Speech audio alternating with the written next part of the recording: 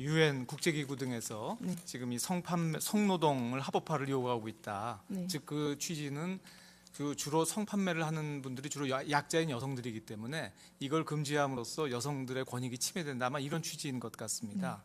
그래서 지금 제청법원의 논리를 가만히 보면 그 논리 중에는 그 약자인 성판매 여성을 어떻게 보면 그보다는 강자인 성구매 남성과 동등하게 처벌하는 것은 이게 좀 과잉 금지 아니냐 이런 취지도 있어 보이는데 이 부분에 대해서는 어떻게 생각하십니까? 지금 여기 위원을 주장하는 입장에 저는 전체적인 그 좀 일관된 주장을 좀 볼 수가 없습니다. 그러니까 자기들이 처해 있는 상황에 따라서 어떤 경우에는 직결지의 생계형 그 여성들의 보호를 한다 했다가 어떤 데는 또 비강 그 자발적인 말씀하신 것처럼 그런 부분까지 한다 그러면 이게 어디까지가 약자이며 어디까지가 강자이며 이거 지금 구분이 할 수가 없는 겁니다. 이건 그렇기 때문에 지금 그런 부분에서는 좀 입법 정책의 문제로 보여집니다. 스웨덴을 제가 잠깐 말씀드리겠습니다. 스웨덴 99년 이전에는 매수는 처벌하지 않고 알선만 처벌했습니다. 그리고 99년 그 입법이 만들어지기 전까지 한 10년 동안 성매매 처벌에 관한 이 입법이 한 50번 발의가 됐다고 합니다. 그 50번 발의된 것 중에서 30건은 그 성매수, 성매도 모두를 처벌하자, 성매수만 처벌하자, 처벌하겠다는 그게 30건쯤 있었다는 겁니다. 근데 그 부분에서 10년 동안에 굉장히 치열한 법정 그 입법 논란 끝에 성구매자만 처벌하는 것이 스웨덴의 입법 정책입니다. 그러니까 지금 우리나라에서 성구매, 성매도, 성매수를 모두 처벌하는 것은 그 당시 필요성과 지금 현재 그 필요성은 없어지지 않았다고 봅니다. 더 커졌다고 봅니다. 저는 오히려 그렇기 때문에 그 당시에 입법 정책에서 이거는 합헌이라고 생각하는 겁니다. 예.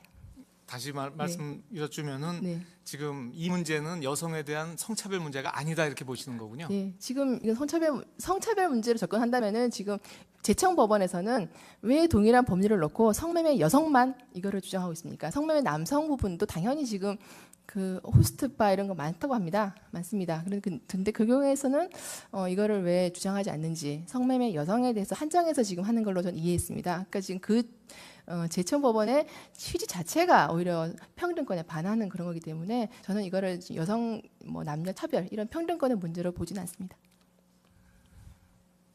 말씀하시는 게 이제 제한된 구역에서 허용이 필요하다 이런 말씀을 하고 계시지 않습니까?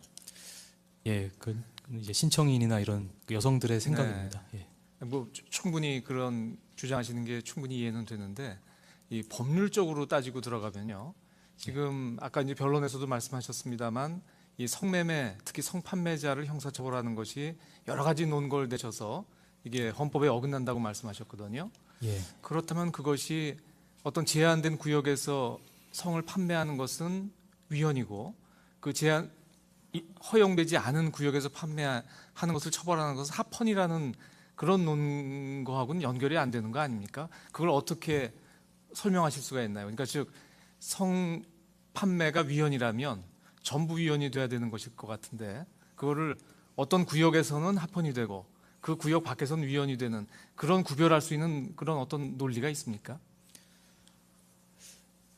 바로 그 부분이 즉각적인 인과관계가 있는 것은 아니지만 그러니까 저희 신청인 측의 주장은 적어도 이제 성판매 종사하는 여성들이 형사 처벌받는 이것은 이제 과잉금지 원칙과 이제 비례 원칙에 위반된다는 것이 저희 입장이고 다만 그 방책으로서 최소 침해 원칙이 현재는 어긋나기 때문에 방책으로서 그런 제한되는 구역에서 하게끔 됐으면 좋겠다라는 바람이고요. 그게 바로 방금 얘기하신 것처럼 무슨 인과관계가 바로 도출된다라는 것은 아닙니다. 그렇기 때문에 만약에 이 사건 법률 조항에 대해서 어떻게 될지는 저희 전혀 알 수가 없지만은 만약에 위헌이 된다고 했을 때는 이 부분에 대해서 방금 얘기하신 이런 인과관계 부분에 대해서 연결을 지을 수 있게끔 하는 국민적인 합의가 좀 필요하지 않겠느냐. 그래서 저희는 이제 성판매 하는 여성들 쪽은 이제 처벌 안 하게끔 했으면 좋겠고, 다만 이제 방금 얘기하시는 구매자 측도 과연 이제 다 이제 합헌을 시켜야 되냐, 위헌을 시켜야 되냐 이런 부분에 대해서는 예컨대 뭐 그 부분만 뭐 시간을 좀 둔다든지 그 기간 동안에 국민적인 합의나 공론을 한다든지 이런 부분이 있으면은 거기에 따르겠다라는 거지. 뭐 제한된 구역에서 하는 게 합법이고 그 외의 지역에서 하는 게 불법이다라는 인과관계가 바로 도출되는 것은 아니라는 건 알고 있습니다. 그러니까요. 지금 말씀하신 게 앞에 변론과 지금 재판관님들 질문에 대한 답변이 적어도 법리적으로는 다소 모순되는 부분이 보여서 그걸 제가 궁금해서 여쭌 것이고요. 참고로 말씀드리면 지금 말씀하신 그와 같은 그 어떤 정책의 문제는 그 부분은 국회에서 해결할 수 있는 것이지 우리 헌법재판소에서 할 수 있는 것은 이 법 규정이 위헌인지 합헌인지를 따질 수 있지만 이것이 법 말하자면 어떤 입법 정책을 하는 것이 좋겠다고 하는 것은 우리 영역을 좀 넘는 거 아닌가요? 그건 어떻습니까? 예, 재판관님 맞습니다. 다만 저희가 이제 다른 나라의 여러 가지 입법례들, 그리고 공창제를 두고 있는 입법례들도 거시한 이유는 지금 현재는 최소 침해 원칙에 반한다. 다른 대안이 있지 않습니까? 다른 나라들을 보면은 특히 좀 선진제국으로 갈수록 많은 고민 끝에 뭐 매수자만 처벌한다든지 또는 뭐 그 허용을 하되 뭐 손님을 이제 끌어들이는 그런 호객 행위를 금지한다든지 이런 것들이 있는데 지금 이 사건 법률 조항은 이제 최소 침해 원칙에 어긋난다. 다른 입법례들이나 방법들이 있음에도 불구하고 예컨대 그 중에 하나도 공창제인 거죠. 그 부분을 말씀드리려고 거시한 건지 꼭 이렇게 돼야 된다는 것은 저희는 아닙니다. 그러니까 결국 지금 현재 제청 신청인 물론 법원에서 제청한 것이기 때문에 뭐 직접 뭐 말씀하실 건 아닐 수도 있겠습니다만 제청 신청인 대리인께서 보시는 것은 헌법재판소에 원하는 그러니까 현재 제청법원이 원하거나 제청 신청 측에서 원하는 것은 현재 문제가 되는 이 법률의 위헌을 청구하시는 것이지 이 법률에 예를 들면 지금 아까 말씀하신 것처럼 그 전부 제한하고 있는 것이 위헌이기 때문에 일부만 허용되는 다시 말씀드리면 조금 법률적인 용어로 하면 예컨대 뭐 부진정 입법 부작위가 위헌이다 이런 주장은 아니신 거죠? 그렇진 않습니다. 네. 네. 그게 약간 좀 의문이 들어서 여쭙고요. 이해관계인 측에서 한두 가지만 여쭙겠습니다. 하나는 지금 이 사건 심판 대상 조항의 입법 목적이 이제 뭐 여러 가지가 있겠습니다만 제일 중요한 것이 선량한 성풍속, 그 성질서 유지 뭐 이런 말씀을 하셨는데요. 그렇다고 하신다면 이렇게 성매매만 금지할 것이 아니라 지금 우리 사회에서 여러 가지 성상품화가 여러 문제가 되고 있지 않습니까? 그걸 다 금지해야 되는 거 아닌가요? 이렇게 여러 가지 지금 성이 상품화되고 있는데 굳이 요 성매매만 지금 금지하는 것은 그건 어떻게 설명이 가능합니까? 그까지는 전 생각을 못했습니다만 이 성매매 금지에서 성매매에는 사실 유사성교 행위도 일부 포함되어 있어서 약간의 범위는 우리가 말하는 그 성교보다는 좀 범위가 더 넓은데 그 넘어서까지는 뭐 저는 생각해 보지 않았습니다만은 뭐 이런 것도 법적 제재가 그렇게 지금 재판관님 말씀하신 자꾸 넓어지는 것이 좋다고 생각하지는 않습니다. 현재는 이 정도로 규제하고 있습니다. 아까 질문 나온 것 중에 하나가 보호처분 얘기가 좀 나왔습니다. 뭐 통계 자료가 좀 있었는데 아까 자료에 보면 보호처분이 상당히 어느 정도는 이루어지고 있는 것으로 그렇습니다. 나오지 않습니까? 그 보호처분이 그 결과가 실질적으로 어떤 성과가 있다는 무슨 그런 자료가 좀 있습니까? 저 소송 대리인으로서 그까지는 제가 확인을 못했습니다. 예. 예.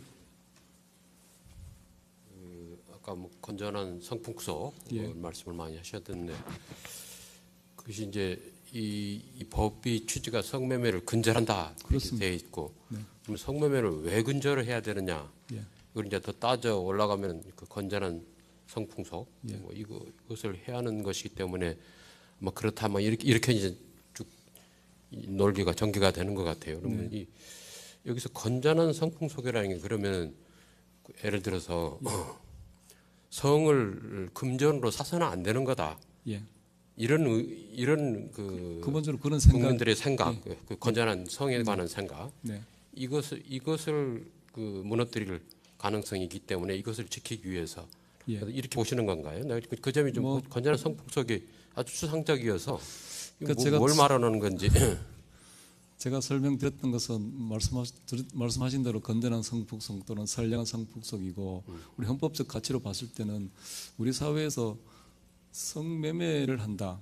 그것은 제 생각에는 그건 인간의 존엄성과 모순된다. 그런 측면에서 그 두 개를 결합하면 최소한 우리 헌법 체제 아래에서는 그건 허용될 수가 없는 거라고 저는 그렇게 이해를 하고 그러니까 있습니다. 돈을 주고받으면서 성을 사고 팔아서는 안 된다. 뭐 나머지 영역은 그런 이야기인가요? 그렇습니다. 나머지 영역은 성적 자기 결정권의 영역으로 헌재에서 최근 그 성적 자기 결정권의 영역을 확대하셨듯이 또 그까지는 타당하다고 생각합니다만 최소한 이 문제만큼은 이거를 돈으로 어떻게 한다는 부분만큼은 우리 사회에서 허용돼서는 안 된다. 그것은 뭐 건전한 성풍성이 뭐냐고 저한테 질문하셔서 제가 또 구체적으로 답변 드리긴 좀 어렵고 만약에 철학적으로 들어간다면 사실은 정말 인간에서 건전한 성풍성이 뭐냐면 대단히 어려운 문제일 수도 있다고 생각합니다. 그러나 뭐 저희 대리인 정도 수준에서 이해하기에는 이 성매매를 금지하는 것, 또 성매매가 허용되는 것은 건전한 성풍속과 배치된다.